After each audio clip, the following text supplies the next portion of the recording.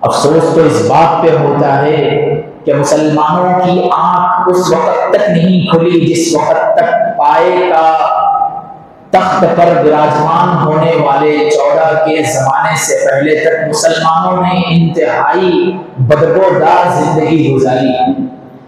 हिंदुस्तान के अंदर खुसूसन उन लोगों ने अपने आप को एक बादशाह से कम हैसियत अपनी नहीं समझी थी। जब ये हुकूमत जब इनकी आंखें खोलना शुरू कर दी थी, जब इनकी आंखों के ऊपर से पट्टी हटाना शुरू कर दिया, चाहे वो बुरी नीयत से ही क्यों ना हो, मुसलमान को अकल आई तो ऐसे वक्त में आई जिस वक्त में मुसलमान को बस हाथ छोड़कर खड़े होना। मगर अल्लाह की जात हम पर रहम फरमाए, आंख खुली तो खुली ही रह गई है अब मुसलमानों की। शरीयत पे बात आई तो मुसलमान पहले सीना सुपुर्द कर खड़े हो गए, और साथ ही साथ बहुत सारे ऐसे मामलात हुए कि मुसलमान ये सोचने पर मजबूर हो गए कि बस अब हमारी नींद के वक्त पूरे हो चुके हैं, अब हमारी अय्याशी का वक्त पूरा हो चुका है। मगर अफसोस तो इस बात पे होता है कि अब भी मुसलमान नावाकिफ है कि वक्त कहते किसको है। अब भी हमारे वो मुसलमान ऐसे हैं जो अपनी ऑफिस से घर, घर से मकान, मकान से दुकान, फिर ऑफिस तक ये रास्ते को जानते हैं, मगर ये सारी चीजों से अपने आप को ऐसे दूर रखते हैं जैसे मानो एक आदमी कोबरा सांप से अपने आप को दूर रखता है। और उनको कहने, अगर ये समझाने पर आ जाए, अगर उनको ये साफ तरीके से क्लियर करने के तौर पर आ जाए कि ये सारी चीजें इस्लाम के अंदर इतनी अहमियत के साथ बताई गई है, तो जब उनकी आंखें खुलती है कि इस तरह भी ये हमारे मुसलमानों का आलम है, और यही मुसलमानों की हस्ती है, और यही मुसलमानों की बस्ती है, और यही मुसलमानों का इख्तिताम है, यही मुसलमानों की आखिरी लम्हात की जिंदगी है, और यही मुसलमानों की आखिरी खून के कतरे भी हैं। गम इस बात का है कि हमारी आंख इतनी देर से खुलती है, इसकी कोई हद नहीं। आज से कई साल पहले डॉक्टर इसरार अहमद ने साफ अल्फाज कहा था रहमतुल्लाह अलैह, हिंदुस्तान के ऊपर जिस वक्त हालात आएंगे मुसलमानों पर, वो हालात देखने के काबिल होंगे। मेरी आंख तो नहीं देखेगी, मगर मेरे अल्फाज को ठुकराओ नहीं, मेरे अल्फाज को जान निशानी के साथ देखो। और इसी तरीके से अबुल हसन अली मियां नदवी रहमतुल्लाह अलैह ने आज से कई साल पहले दूर अंदेशी, दूरबीनी की ही ये साफ ऐलान कर दिया था कि देखो, अगर मुसलमानों को तहज्जुद का भी अगर पाबंद बना दिया जाए, मुसलमानों के घरों पे पहुंचकर डोर बाय डोर ये कह दिया जाए कि मुसलमानों को नमाज फर्ज की तो दूर की बात, उन्हें तहज्जुद का भी एहतराम करना चाहिए, और उनको तहज्जुद की नमाज का भी ऐसा पाबंद बना दिया जाए जैसे फर्ज नमाज का बना दिया जाता है। अगर इसके साथ साथ तुम सियासी शुऊर को बेदार न कर दिया जाए, उनके अंदर सियासत की उमंग को नहीं पैदा कर दिया जाए इस हिंदुस्तान के अंदर, तो याद रखना तुम 2 रकात नमाज पढ़ने के लिए भी इन मसाजिदों को तरसोगे। आज हो रहा है, आज आप जाकर देखें, ऐसे कई स्टेट मौजूद हैं हिंदुस्तान के अंदर जो इस तरफ के इलाकों में पड़ते हैं। आज क्या हो रहा है, वहां के मुसलमान ये कहते हुए अपने अंदर की आंख को दबा रहे हैं, अब उठाएं तो भी कहां अपनी आंख को उठाएं, जिस तरफ उठाएंगे वहां पर उनके गर्दने काट कर रख दिया जा रहा है। ये अंदलुस के वाकयात नजर नहीं आ रहे हैं, ये अभी हमारे स्पेन के हालात हमारी आंखों के सामने नहीं आ रहे हैं। ये कह रहा है मंजर कि अब भी तुम खुदा को भूल रहे हो, तो याद रखना तुम अपने घरों के अंदर भी नमाज पढ़ने के लायक नहीं हो। ये मुसलमानों की वक्त की जमीनें और ये मुसलमानों के महापुरुषों ने दी गई इमारतें और उनकी साफ खुली लैंड्स यानी जमीनें, ये किस बात का सबूत पेश कर रही है? एशिया के अंदर सबसे ज्यादा अगर एकड़ों में फैली हुई अगर जमीन है, वो मुसलमानों के बाप दादाओं की दी हुई औकात की जमीन है। मैं इस पर नहीं आऊंगा कि कल हिंदुस्तान की हुकूमत क्या ऐलान करी, कल हिंदुस्तान की हुकूमत ने इसके ऊपर क्या क्या कह दिया। हिंदुस्तान की हुकूमत ने इसके ऊपर क्या क्या बिल को पास करने के शराइत लगाए हैं, वो सब आप जानते हैं, वो सब हमको मुबारक, वो सब सारी चीजें हमने देख ली है, दिल पर पत्थर बांध कर हमने उसको सुना है, न चाहते हुए भी कबूल करने पर मजबूर है। मगर मैं आज इस स्टेज पर, ये कुर्सी पर यह कहूंगा कि आज हमारा मुसलमान जिस तरीके से औकाफ की जमीन की हिफाजत करना था वैसा कर रहा है, वैसा देख रहा है।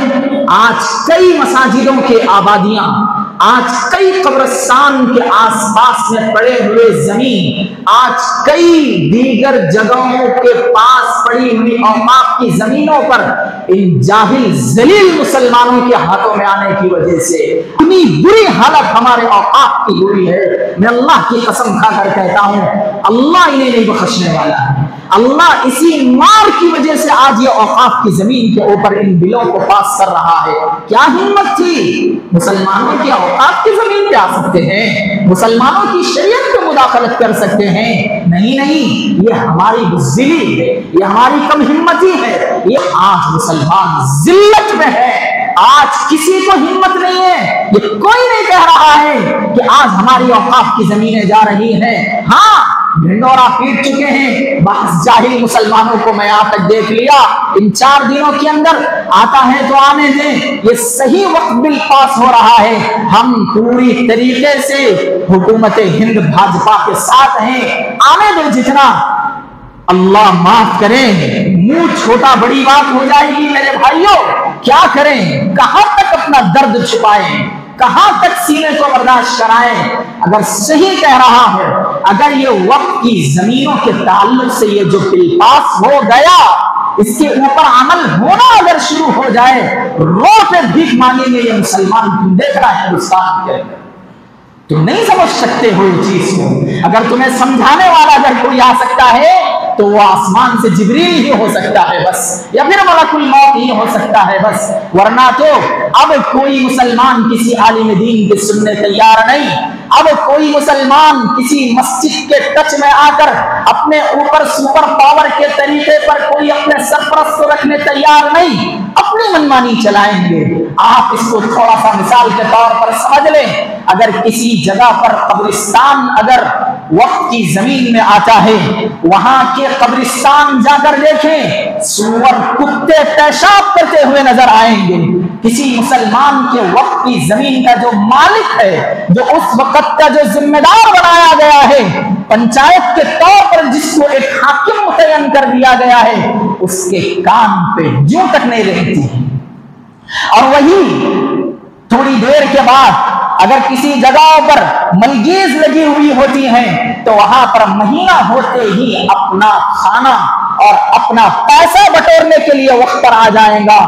मगर ये कब्रिस्तान के अंदर के कांटे, कब्रिस्तान के अंदर की गलाजत, कब्रिस्तान के अंदर की न जाने कितनी बेहूदगियां, कब्रिस्तान के अंदर के पड़े हुए शराब के बोतल, कब्रिस्तान के अंदर पड़े हुए नाजायज चीजें, जो मुसलमानों का पाक पवित्र कब्रिस्तान है, उसको साफ करने की हमारे मुसलमान जायदाद, जो एक तरह के इनको वक्त की जमीनों का बादशाह बना दिया गया, और ऐसे जाहिलों को बादशाह बना दिया गया कि जिनको ये तक नहीं मालूम है कि वक्त कहते किसको है।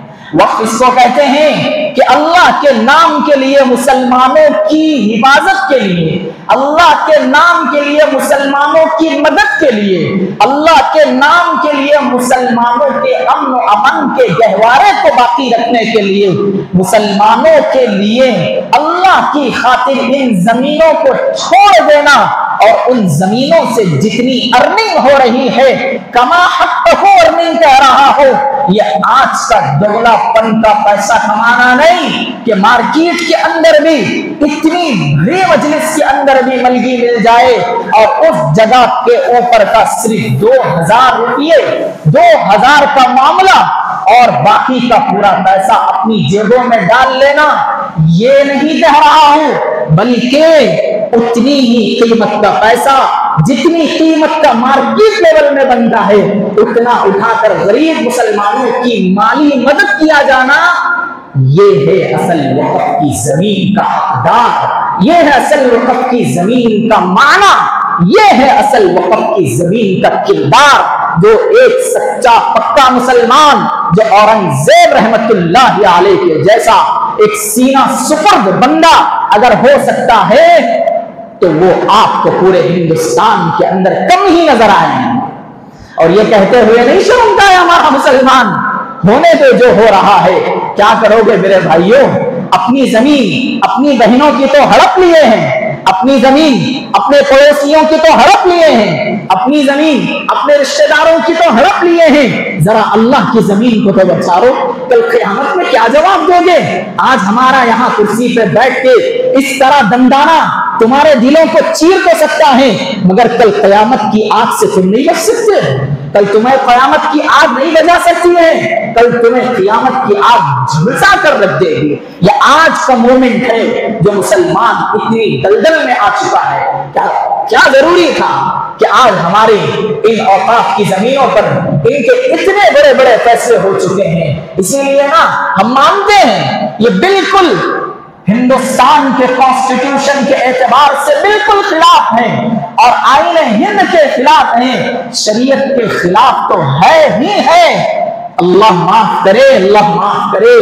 अल्लाह कहता है अगर तुम्हारे अंदर की वो सलाहियतें सही तौर पर अगर बाहर नहीं आती हैं, तो याद रखना वो सलाहियतें जो तुमने होने के बावजूद भी अपने अंदर दबाया है, यकीन के साथ, ये मैं अज़म के साथ और इसी तरीके से अल्लाह रब्बुल इज्जत अपनी जात और जलाल की कसम खाकर कहता है, मैं तुम्हारी जैसी कौम को बदलूंगा और तुम्हारे ऊपर मुसल्लत कर दूंगा और वो तुम पर जुल्म करेगी।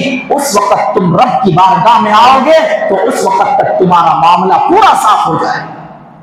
आज यही दिन आ चुका है।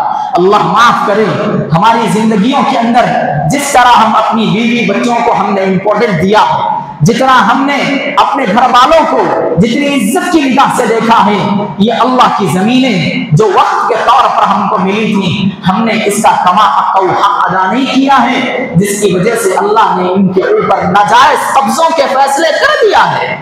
अभी भी अगर हमारा मुसलमान, अगर उलमा के पास, अगर आज के सही मुस्लिम और सही इन सारी चीजों की तरफ अपनी बागडोर को दे देकर अपने अल्लाह की रजामंदी के लिए अपने आप को खपा रहा है, अगर तुम आज भी उसका साथ नहीं दोगे, उसकी आवाज के साथ खड़े नहीं रहोगे, तो याद रखना मेरे भाइयों, वही होगा जो मैंने चंद मिनट पहले कह दिया।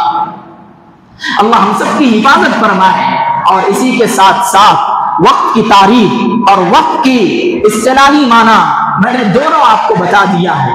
और एक जमाने से हिंदुस्तान के अंदर वक्त की जमीनों के ताल्लुक से बहुत सारे मसाइल आए। सबसे पहले जवाहरलाल नेहरू के जमाने में ये बात मुद्दा उठा, फिर उसके बाद गांधी के जमाने तक चला, फिर आहिस्ता आहिस्ता चलते ही रहा, मगर आज तो 2024-25 के अंदर ये हिंदुस्तान के अंदर ये अमेंडमेंट आ रहा है। अल्लाह ही इसके ऊपर रहम फरमाए।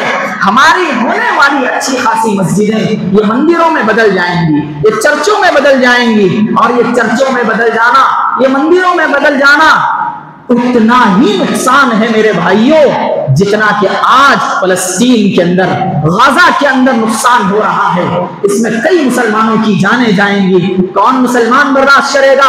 इसी मस्जिद के अंदर अगर कल ये फैसला हो जाए कि यहाँ पर एक जमाने के अंदर मुगलों ने कुछ हमारी मंदिर तामीर कर दी थी, फिर उसके बाद ये वक़्फ़ की जमीन के मामले आकर अगर इसके ऊपर एक्ट लग गया तो कितने मुसलमान मारे जाएंगे। वो मारे जाना तो दूर की बात है, सबसे पहले मस्जिद को ताला लगा दिया जाएगा।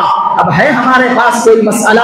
आज हमारे पास हाथ उठा के दुआ करने वाला नहीं, आज हमारे पास ये कहने वाला भी नहीं, ऐ अल्लाह जो बिल नाफिज हो रहा है। कईयों मुसलमान तो ऐसे हैं जिनको ये तक नहीं मालूम है कि क्या बिल पास हो रहा है, क्या हो रहा है, क्या नहीं होना चाहिए था, इससे भी हम नावाकिफ हैं। क्यों? अभी हमारी जिंदगी बहुत दूर है, अभी हम अपने मौज मस्तियों में हैं, अभी हमारी जिंदगी के कोई और गुलशर्रे उनमें हैं। मेरे भाइयों बुजुर्गों, मैं अल्लाह का वास्ता हाथ जोड़कर कहता हूँ, अभी भी अपने उलमाए दीन, अपने मशाइखीन, अपने जो सरपरस्त आला हैं, आप उनके पास, आप उनकी आवाजों को लब्बैक कहकर उनके कदम ब कदम चलो, वरना तो रमजान जैसा इतनी खतरनाक के अंदर धूप में गुजरा हमारा रमजान मुबारक, ऐसे मौके पर भी हमारे उलमाए दीन, हिंदुस्तान के पाए के बुजुर्गान दीन रोड पे निकलकर एहतजाज दर्ज करवा रहे हैं। क्या जरूरत है उनको? इसीलिए जरूरत है कि आज हम तो चले जाएंगे इस दुनिया से, मगर आने वाले जमाने के अंदर के बच्चे कहाँ नमाज पढ़ेंगे? आने वाले जमाने में बच्चे हमारे कहाँ की मस्जिद का रुख करेंगे? आने वाले मसाजिदों के हमारे मस्जिदों के दरवाजे खुले नहीं मिलेंगे। आपने कह दिया था एक जमाने के अंदर गैर भी हमारे हैं, हमारा साथ देंगे। हमने तो बड़े ही गठबंधन के वक्त में 24 के इलेक्शन में मोहब्बतों का इजहार कर दिया, न जाने उनकी कितनी इफ्तार पार्टियों में अपने आप को शरीक कर दिया।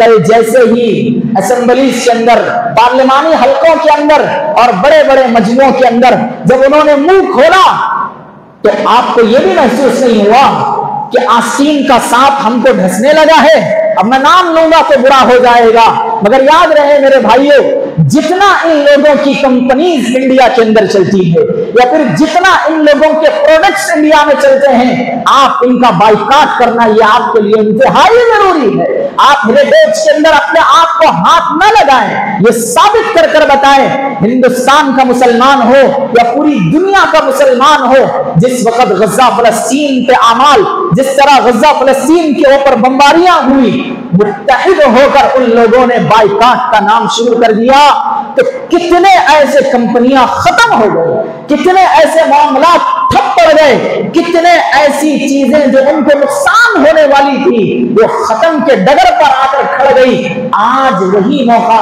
हमारे हिंदुस्तान के लिए है।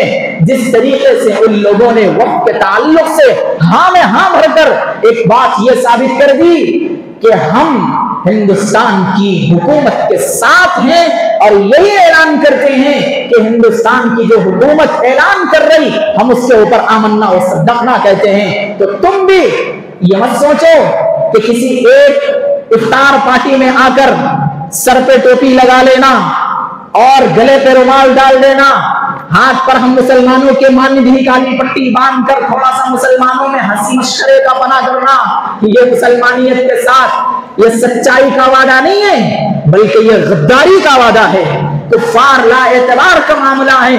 आप अभी भी अगर इनकी अक्लों को नहीं समझोगे तो याद रखना हमारा तो बेड़ा गर्क हो ही जाने वाला है। आप ये समझ लीजिए औकाफ की कितनी जरूरत होती है माशरे के अंदर। हाँ, मुझे मालूम है ये जो मैं अब कहने जा रहा हूं, औकाफ की जरूरत ये हम मुसलमानों के अक्सर गरीब तबके में नहीं है। इन औकाफ के ऊपर भी कब्जा जमा कर बैठने वाले हमारे मुसलमान वो कमीने हैं जो मालदार तो पहले से हैं, जिनके पास अल्लाह ने दौलत पहले से ही दे रखी है, मगर उनका एक दबदबा चलता है।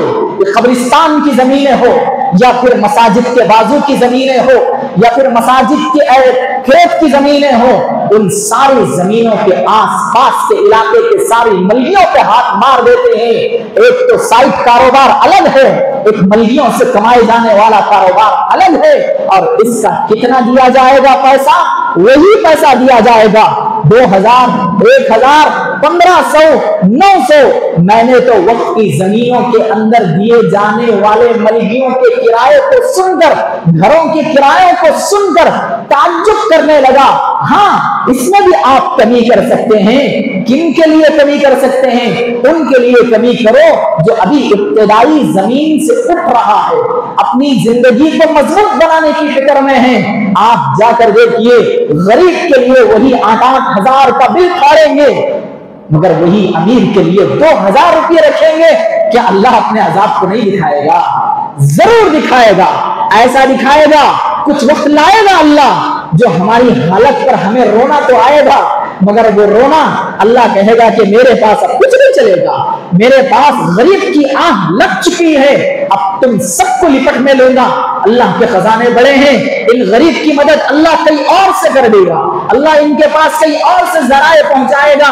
मगर याद रखो मेरे अजीज दोस्तों, मैं सही कह रहा हूं, जहां तक इस मस्जिद से ऐलान या फिर इस मस्जिद से पैगाम पहुंचे, इन सब वक्त की जमीनों पे कब्जा किए हुए मुसलमानों को मैं हाथ जोड़कर गुजारिश कर रहा हूं, अपनी जमीनें वक्त की, अपने घर की जमीनों के मानंद समझो।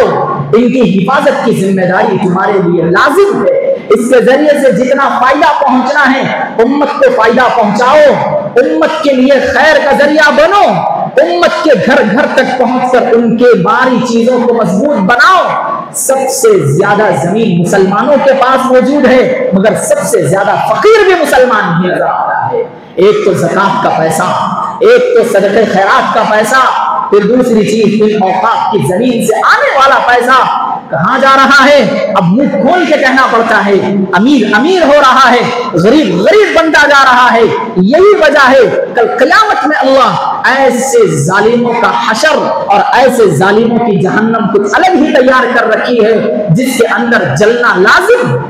इसीलिए मेरे भाइयों बुजुर्गों, हम वक्त की जरूरतों को समझें, इसके जरिए से होने वाले मुकम्मल फायदे को उम्मत के लिए लाकर रख दें, वरना तो फिर मेरे अजीज बुजुर्गान दीन, कितने ऐसे जमीन हैं आज हिंदुस्तान के अंदर, आप जाकर देख लें, सर्वे कर लें, 21 लाख एकड़ की जमीन फैली हुई है। उसके अंदर आप थोड़ी बहुत जमीन भी अगर गैरों के हाथों में कब्जे के तौर पर मान भी लिया तो आपके पास जमीन बची 18 या फिर 15 लाख एकड़ की जमीन। उसके ऊपर आपको मैं यहां से ये वादा करके जाता हूं, आने वाले सालों के अंदर मुझे बताओ कि कहीं आपने वक्त की जमीन पर फंक्शन हॉल को देखा है?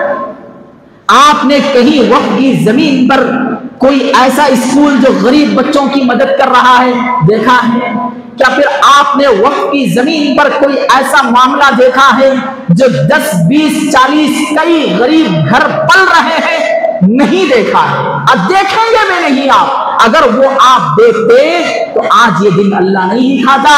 अल्लाह ने जालिम हुकूमत को हमारे आमाल की वजह से, नबी की वो हदीस सादिक आ रही है, आमालुकुम अमालुकुम, तुम्हारे आमाल जैसे आसमान के ऊपर जाएंगे, फैसले भी अल्लाह तुम्हारे हाकिम बादशाह के जरिए से कराएगा।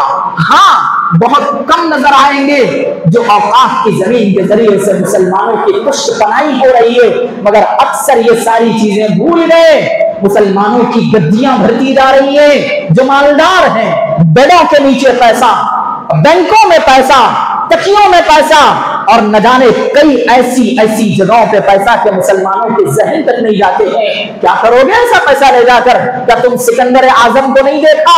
उसने कहा था मेरे दोनों हाथ कफन के बाहर खुले रख देना और ये ऐलान करना, वो सिकंदर आजम जो कई जमाने और कई दुनिया को पता करने वाला खुले हाथ जा रहा है। और अफसोस की बात तो ये है कि कफन के अंदर पैसे रखने के लिए न जेब है न कुछ नहीं है, और साथ ही साथ ये भी ऐलान कर दिया आए थे खाली हाथ, जाएंगे खाली हाथ। बस इस आने और जाने के दरमियान का जो जमाना है, इस जमाने के अंदर के नेक अमाल, चाहे तुम अपने एतबार से 10-5 के जरिए से ही क्यों न किया हो, वो कल क़यामत में आंख बंद होने के बाद खुदा की जात लामहदूद देने वाली है। ये ऐसा बादशाह कहकर जा रहा है। आज का मुसलमान ये सोचता क्यों नहीं है? इसके ऊपर हम मुसलमानों को इंतहाई अहमियत के हामिल चीज सोचना चाहिए, वरना मेरे भाइयों याद रख लेना, यही चीज होगी जिस तरीके से मैं गुज़िश्ता कई जुमों से ये कह रहा हूं, अल्लाह माफ करे मेरी जुबान झूठी हो जाए, अल्लाह माफ करे हमारे फिक्र झूठे हो जाए, अल्लाह माफ करे हमारी ज़हनें झूठी हो जाए, मगर अल्लाह हमारी मस्जिदों को आबाद रखे, अल्लाह हमारी जायदाद को सलामत रखे, अल्लाह हमारे सारे अमलाक को बरकरार रखे। ये था आज का उन्वान जो आपके सामने वक्त की जमीनों के ताल्लुक से रखा गया। वक्त की जमीनों के ताल्लुक से मुसलमान बच्चे को मालूम होना चाहिए हमारे बाप दादाओं ने हमको क्या दिया। आपको ये बात भी मैं गुज़िश्ता जुमा बताया था कि मुगल दौर के अंदर अगर कोई बादशाह मरने से पहले जमीन को वक्फ नहीं करता तो वो ये समझते थे कि ये सबसे महाकंजूस बादशाह है। उसके साथ ये भी लगा दिया करते थे कि ये अल्लाह के सामने एकदम गिरा हुआ बंदा है, जिसकी वजह से इसके जरिए से, इसके मिल्कियत से अल्लाह की बंदों के लिए, अल्लाह के लिए कोई जमीन न निकल सकी। ये इतने पावरफुल हमारे बादशाह, ये इतने सारे लोगों की जिंदगियों को बचाने के खातिर उन्होंने सारी चीजें निकाल कर रख दी। आज हमारा मुसलमान उसको आसानी से छोड़ रहा है। मैं अदबन गुजारिश करता हूं मेरे अजीज दोस्तों, बुजुर्गों, हम अपनी औकाफ की जमीनों को बचाएं, और जो औकाफ की जमीनों के बादशाह बनकर जो जालिम मुसल्लत होकर बैठे हुए हैं, उनको अभी भी अल्लाह की तरफ से एक आखिरी मौका है कि हम अपने अल्लाह के सामने अपने आप की गुनाह की माफी मांग लें। ये कहते हैं मुसलमान, एक महीना रमजान आ गया, अब पूरे 30 रोजे हो गए, 5 ताकरातें हो गई, ज़कात सदकात हो गए, लैलतुल जायज़ा में इनको इनाम मिल गया और इनके सारे काले काम फीके पड़ गए। नहीं, अल्लाह तुम्हारे पीछे को नहीं भूलने वाला है। दुनिया के कैमरे सिर्फ 1 महीना बैक दिखाएंगे, अल्लाह की जात का कैमरा 70 साल बैक दिखाएगा, वो भी ऐसी HD स्क्रीन पर दिखाएगा। कल क़यामत में आदम से लेके आखिरी मोहम्मद तक आने वाला बंदा ऐसा साफ क्लियर देखेगा, तुम्हारे काले कारनामे व्हाइट स्क्रीन पर ताज्जुब करने लगोगे। माला युगादिरु सगीरतन वला कबीरा इल्ला अहसाहा, मैंने तो ये कितना क्यों छुपा के कर दिया, कैसा निकाल दिया इसने। ये अल्लाह का कैमरा है, ये रहमान कंपनी के प्रोडक्ट्स हैं। ये हमें अब नहीं समझ में आएगा, हमें मौत के बाद समझ में आएगा, और होना भी चाहिए। चंद लोग ऐसे भी होना चाहिए जिनके जरिए से अल्लाह का गुस्सा और अल्लाह की जहन्नम जरा थोड़ा सा ठंडी पड़ जाए, और ऐसे लोगों को जहन्नम जाना ही चाहिए। नहीं जाना नहीं, जाना चाहिए, क्योंकि अल्लाह की बनाई हुई जहन्नम वरना फिर दूसरे लोगों से भर जाएगी। ऐसे औकाफ के जालिम जो इसके ऊपर अपने आप का शिकंजा थमा कर बैठे हुए, और साथ ही साथ ये कहते हैं हम जो चाहेंगे करेंगे। अगर इसके ऊपर आवाज उठाने वाला आएगा तो इसको आप चौथे दिन किसी न किसी बड़ी जगह पर कत्ल होता हुआ पाएंगे। इतने जालिम हुक्मरान के अंदर मुसलमानों की इतनी बदमाशी अल्लाह बर्दाश्त करेगा? अल्लाह ये कहेगा सुन्नुम बुक्मुन उम्युन फहुम ला यरजिऊन, और हम इन्नल्लाह अलीमुम बिज़ातिस सुदूर हैं। करो तुम जितनी मनमानियां करना है। मुसलमानों को ये गलत फहमी मैं आपके सामने जिक्र करता हूं, वो ये है कि मुसलमान ये समझता है हर बार कि अल्लाह अजाब देने का जो ठेका लेकर रखा है वो गैरों के साथ है, वो हम मुसलमानों के साथ नहीं है। ये गलत फहमी है, इससे निकलो मुसलमानों।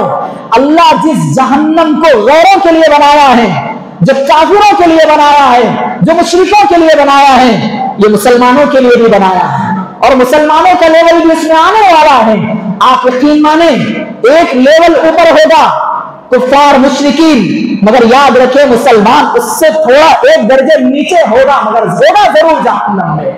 इसी काम की वजह से, इसी जुल्मत की वजह से आज क्या समझ रहे हैं, ना इनके घर की प्रॉपर्टी, ना इनके घर का कोई इसके अंदर योगदान हुआ, बस महल महल्ला और 4-5 लोग उनको बड़ा समझकर उनको एक ओहदा देकर इस जमीनों की हिफाजत के लिए बिठा दिया। तो इन लोगों ने अपने आप को बादशाह ही समझ लिया, इन लोगों ने अपने आप को एक बहुत बड़ा हाकिम ही समझ लिया, इन लोगों ने अपने आप को एक तरह की बहुत बड़ी अपने पास हुकूमत के आने का ही दावा कर दिया। अल्लाह ही की जात रहम करे मेरे भाइयों, अभी भी वक्त है। अगर हम औकाफ की जमीनों के मेंबर हैं, या औकाफ की जमीनों के खजांची हैं, या औकाफ की जमीनों के कुछ भी हैं, रत्ती बराबर भी अगर आप उसके अंदर अपने आप को शामिल करते हो, ये दुनिया का रत्ती बराबर है। कल कयामत में अल्लाह, अगर तुम दुनिया में अच्छे फैसले करोगे इसके साथ, अल्लाह कहेगा कि ऐसी जन्नत दूंगा, ऐसे तुम्हारे साथ नेमतों को उड़लूंगा, ऐसी तुम्हारी जबरदस्त तरीके से मेहमान नवाजी करूंगा। मेरे मुसलमान के साथ, मेरे मुसलमान बंदे के साथ तुमने रहमदिली का मामला किया है, मेरी रहमदिली देखना वहां जन्नत में आकर। ये है अल्लाह का पैगाम, ये है अल्लाह का साफ तरीके से ऐलान। आखिर में इस जुमा के उन्वान से वो ये है मेरे अजीज दोस्तों बुजुर्गों, आज देख लीजिए रमजान खत्म हुआ, रमजानुल मुबारक के खत्म होने के बाद हमारी जहनियत कितनी मांग पड़ गई, कितनी कमजोर पड़ गई, कितना हमारा जहन छोटा हो गया, कितने मुसलमान कंजस्टेड अपने आप को फील करने लग गए। रमजान खत्म, अब अपनी अय्याशी में हम लगे रहेंगे, हमारी वही पुरानी रविश बाकी रहेगी, हमारे कारोबार तरक्की करेंगे। रमजान से इंशाअल्लाह हम कारोबार का ये इरादा किए कि हमारे कारोबार में और तरक्की करना है, और कर रहे हैं, माशाअल्लाह करना चाहिए। मगर जिस तरह हमने फजर की नमाज का एहतमाम किया है, जिस तरह हमने अपने रोजे ज़कात सदकात का एहतमाम किया है, जिस तरह हम नफली कामों का, इबादतों का एहतमाम किया है, आज मस्जिदें पूरी वीरान है। अब तो अल्लाह के लिए, ये मैं कोई बन बनाए जुमले नहीं कह रहा हूँ, रमजान गया, मेहमान चले गए, असल बाकी रह गए, वरना तो बहुत पोस्टें बन गई, वरना तो बहुत सारे लोग कहकर स्टेटस सजा दिए, अल्लाह के वास्ते आओ मस्जिदों को। अब नहीं आएंगे तो 8 दिन के बाद आपका यहाँ कोई ना कोई शिवलिंग जरूर निकल आएगा, यहाँ कोई ना कोई मूर्ति निकल आएगी, यहाँ कोई ना कोई एक हिंदुओं का कोई एक महान निकल के आ जाएगा। अभी तो बचाओगे ना मस्जिदों को अल्लाह के वास्ते। अब ये सोच के मत आओ कि रमजान का 1 महीना हो गई इबादतें। ऐसे मुसलमानों को तो मुझे अफसोस होता है, क्या हमारे मुसलमान किस रुख पे जा रहे हैं, कौन सा रुख इख्तियार कर लें गैरों की तरह। आज हमारा मुसलमान जी रहा है, वो 1 महीना वो हजरात काले कपड़े पहनकर उपास कर लेते हैं, फिर उसके अंदर शराब वगैरह पीने से अपने आप को रोक लेते हैं, फिर वो जैसा ही महीना खत्म अपनी जिंदगी की अय्याशियां शुरू। ऐसे ही मुसलमानों का हाल है कि रमजान खत्म, फिर उसके बाद अय्याशियां, सूदखोरियां, चुगलखोरियां, गरम बाजारियां, न जाने कितने ऐसे खतरनाक गुनाह जो मुसलमान आज कर रहा है। अल्लाह की जात अगर उन पर रहम करती है तो ही वो दुनिया में सक्सेस हैं, वरना तो मेरे भाई मरने से पहले अल्लाह अज़ाबात अपनी आंखों से देखोगे। फराइज को न छोड़ो, सुन्नतें अगर आपसे नहीं हो रही हैं तो कोई मसले की बात नहीं है, मगर उस पर भी एहतमाम लाजिम है।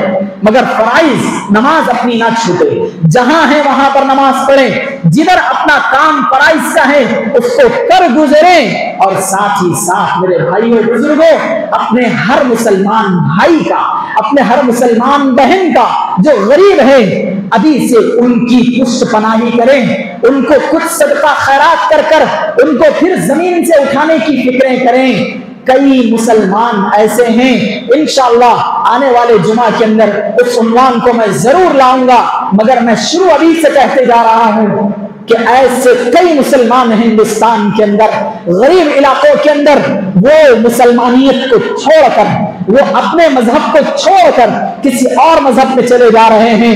पूछने पर एक ही जुमला कह रहे हैं कि हमें इस मजहब में रहते हुए कमाने के, और इस मजहब में रहते हुए हमें कोई किसी ने पूछा नहीं, जिसकी वजह से हम मजबूर होकर, हमें पैसा जहां नजर आ रहा है हम वहां जाकर अपनी जिंदगी को सुकून से जीना चाह रहे हैं। हमारे मुसलमान अमीरों को अल्लाह हिदायत दे, ज़कात ही नहीं, सदकात के जरिए से, अतियात के जरिए से, खैरात के जरिए से उन मुसलमानों को फिर से उठाएं, उनके अंदर एक हिम्मत पैदा करें, उनके सरों पे हाथ रखकर कहें कि हम अभी जिंदा हैं। हम उनको कहें कि आज हमारे पास माल है, हम तुम्हारे माल के जरिए से मदद कर सकते हैं। ये मुसलमानों का आखिरी पैगाम है। वरना मेरे भाइयों, कितने ऐसे मुसलमान हैं, मैं आने वाले जुमा के अंदर जब डाटा पेश करूंगा आप ताज्जुब करेंगे, हिंदुस्तान के अंदर इतने मुसलमान कैसे मजहब को छोड़ दिए। यही वजह बन रही है। अजीज बुजुर्गान दीन, अल्लाह से दुआ है कि अल्लाह ताला हम तमाम को अपने औकात की जमीनों की मुकम्मल अब हिफाजत करने की तौफीक नसीब फरमाए, और साथ ही साथ हमारे वो गरीब मुसलमान जो गरीब हैं, जो मालावर हैं, जो एकदम किस्म के उनके पास न खाने को खाना है, न कपड़ा पहनने के लिए है, हमारे अमीर वहां तक पहुंचकर उनकी मददें करने की तौफीक नसीब फरमाए, और औकात की जमीन में उन्हें कुछ हिस्सा देकर उनकी जिंदगियों को मजबूत करने की तौफीक नसीब फरमाए। व आखिरु दावाना अनिल हम्दुलिल्लाहि रब्बिल आलमीन। जो हजरात सुन्नत नहीं पढ़े वो सुन्नत पढ़े।